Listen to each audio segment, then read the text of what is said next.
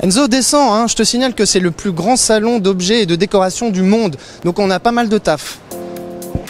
Salut à tous. Alors quoi de pire au monde qu'un salon? C'est fatigant, c'est bruyant, il y a du monde partout. Regardez là, c'est gigantesque, on erre pendant des heures, on marche, on a soif. Voilà, mais chaque année on revient à Maison et Objets. Et parce que forcément à la fois c'est notre passion et puis aussi on a envie de savoir quels sont les nouveaux designs, les designs de demain, les designs éco-responsables, les nouvelles tendances. Donc on va essayer de faire un petit tour, on va essayer de vous donner quelques coups de cœur, de s'arrêter à quelques stands. On ne pourra pas tout faire, on a fait des impasses, mais le but c'est de partager avec vous cette expérience. C'est parti.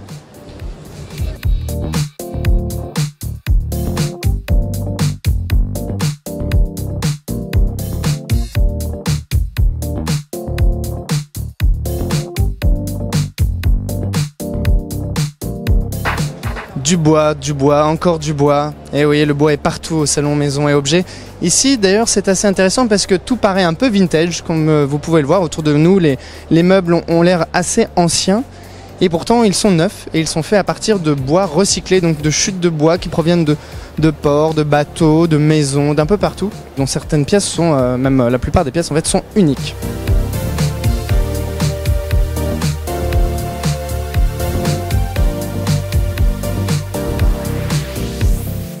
Donc là on est sur un canapé, on le voit, les formes elles sont toujours aussi organiques, hein. Ça c'est une tendance qui est là depuis maintenant quelques années.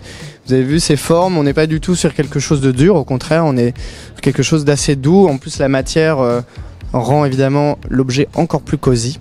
Voilà, on ne vous dit pas le prix par contre. Est-ce que le vrai luxe ce n'est pas d'avoir une dorure qui coule carrément sur son étagère? Je vous le demande.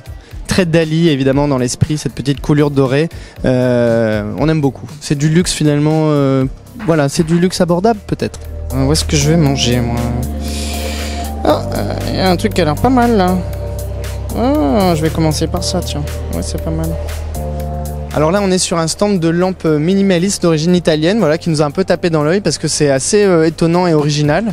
Et on a ici quelqu'un qui peut nous expliquer comment ça fonctionne. Hello, can you tell us about this floating lamp? Why is it floating? Yeah, the lamp it has no structure, so the light is only in the lower part. The upper part is a light diffuser, so when the two parts are aligned, the light is in the fuse. But when you move it, the lower part doesn't have a proper structure, and so it actually works well when the two parts are aligned.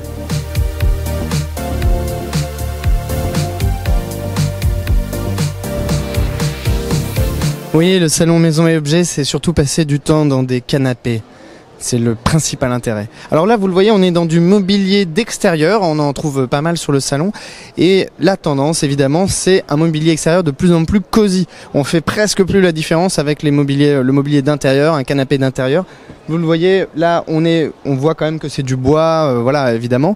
Mais on est sur des choses en tissu très cosy. On en a d'autres. On a vu d'autres canapés comme ça qui faisaient encore plus canapé d'intérieur, du mobilier qui vraiment et de plus en plus cosy parce que aujourd'hui nos jardins sont devenus de véritables pièces supplémentaires. Donc c'est une tendance qui à mon avis pour le coup est assez durable de vouloir ce genre de meubles finalement un petit peu comme à la maison mais dans son jardin.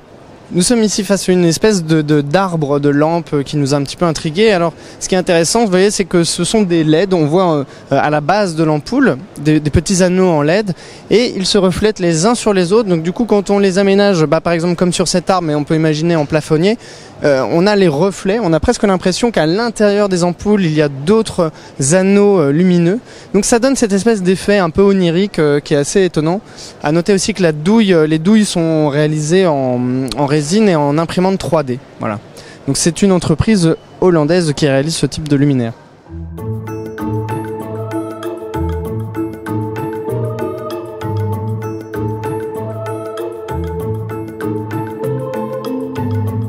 Le cabinet de curiosité est-il redevenu tendance? Eh bien, on pourrait le croire. En tout cas, ici, on a quelques exemples assez jolis, assez incroyables, avec énormément d'objets provenant de la mer. C'est aussi une énorme tendance déco sur le salon. On voit beaucoup de choses inspirées de la mer, que ce soit de l'objet d'art ou bien du luminaire, de l'objet décoratif. Donc là, c'est ce qu'on a. On en a souvent évidemment sous des cloches en verre, on a des coquillages, on a un crabe, on a plein de choses. À côté, on a aussi des chauves-souris empaillées. Donc voilà, là, on est vraiment dans le cabinet de curiosité complet. Derrière, on a encore plein de petits crabes, plein de choses, de coquillages, de poissons coffres, etc. Donc le cabinet de curiosité, une possibilité finalement d'aménager aussi un espace décoratif original et peut-être de nouveaux tendances et pas si poussiéreux qu'on croit. Voilà, là on est dans la partie qui s'appelle Craft du salon, qui est consacrée aux artisans qui font donc un travail manuel. Il y a tout type d'artisans, tout type de matière. D'ailleurs, peut-être un mot justement sur cet espace. C'est un espace qui regroupe tous les artisans d'art.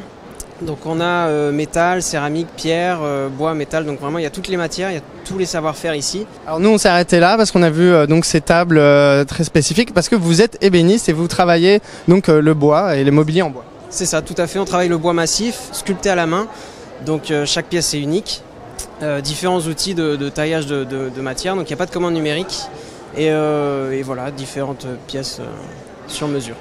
Alors là par exemple, c'était quoi l'idée de faire surgir ces montagnes dans ce mobilier?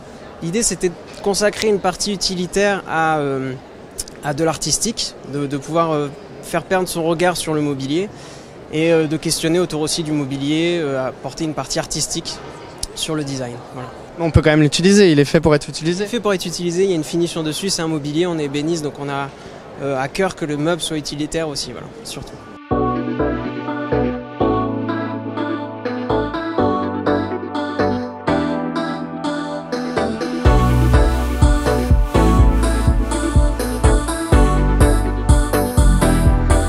Alors ici on est vraiment au cœur de ce que ça peut être le design durable, parce que comme vous le voyez, ce sont des meubles fabriqués en bois, mais pas n'importe quel bois.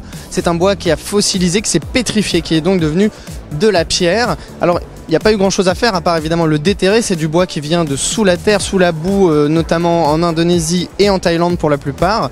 Et donc c'est extrêmement solide, il n'y a pas eu grand chose à faire à part à le polir légèrement, parfois avec une couche d'époxy.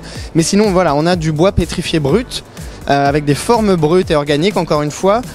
Alors il faut compter pour les grandes tables, là j'ai regardé, on est un petit peu en dessous de 2000 €. Si c'est au-delà de votre budget, par contre ça va durer des milliers d'années. Vous avez des sculptures en forme de poisson, très à la mode aussi, là on est plus sur 150, 175 €. Voilà, donc ça pour le coup il a fallu effectivement sculpter la forme. Sinon vous le voyez, la plupart des choses sont vraiment en l'état, laissées en l'état brut.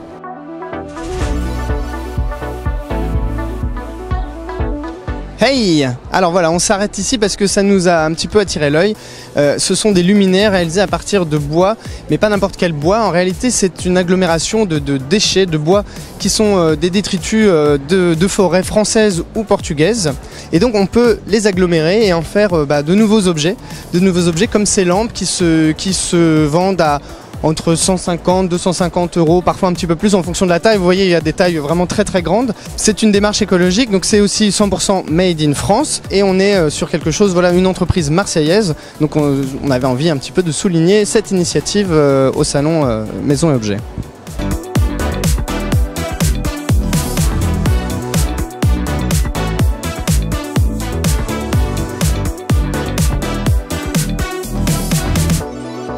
Je suis Olivier, je suis designer de la marque Mojo et voilà, j'ai créé ça en 2019 et tout simplement parce que j'avais envie de créer une collection de produits différente de ce qui existe aujourd'hui.